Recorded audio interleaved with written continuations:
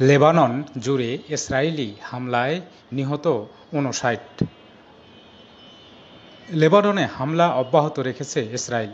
গত ২৪ ঘণ্টায় ইসরায়েলি সামরিক হামলায় মধ্যপ্রাচ্যের এই দেশটিতে আরও অর্ধশতাধিক মানুষ নিহত হয়েছেন।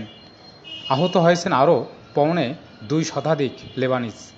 শুক্রবার এক প্রতিবেদনে এই তথ্য জানিয়েছে বার্তা সংস্থা আনাদোলু।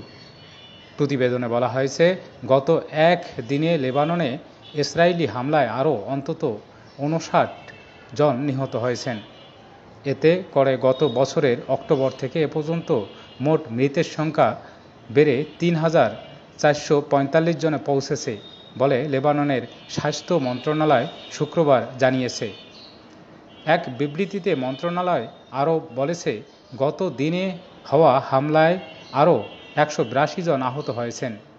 এতে করে ২০২৩ সালের অক্টোবর থেকে ইসরায়েলি হামলায় মোট আহতের সংখ্যা বেড়ে ১৪,৫৯৯ জনে পৌঁছেছে।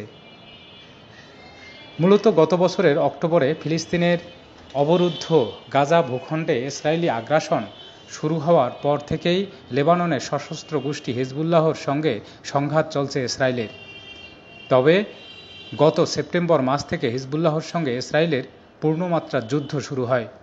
এছাড়া গত ২৩ সেপ্টেম্বর থেকে রাজধানী বৈরুতের পাশাপাশি লেবানন জুড়ে ব্যাপক বিমান হামলা চালিয়ে যাচ্ছে ইসরায়েল।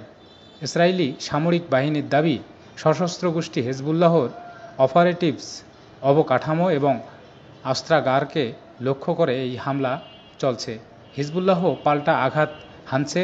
লেবাননে অভিযানরত ইসরায়েলি সেনা সদস্যদের হত্যার পাশাপাশি ইসরায়েলের বেশ গভীরে সামরিক ঘাঁটিতে অত্যাধুনিক মিসাইল দিয়ে হামলা চালাচ্ছে শক্তিশালী এই সশস্ত্র গোষ্ঠী হিজবুল্লাহ।